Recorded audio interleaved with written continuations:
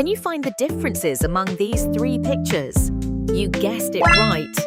The first picture is of the defective product, and the second and third pictures are of the retouched product. To obtain such a retouched image, the first step is to click on Fotor.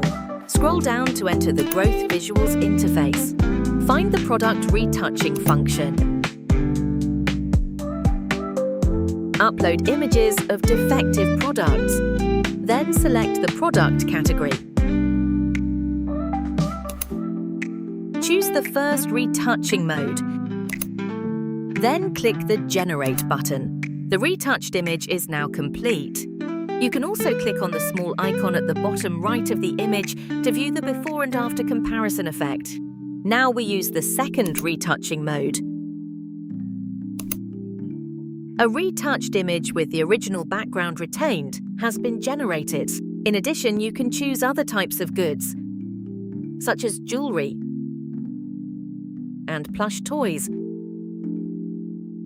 If you also want to get the same item, please subscribe to Fotor.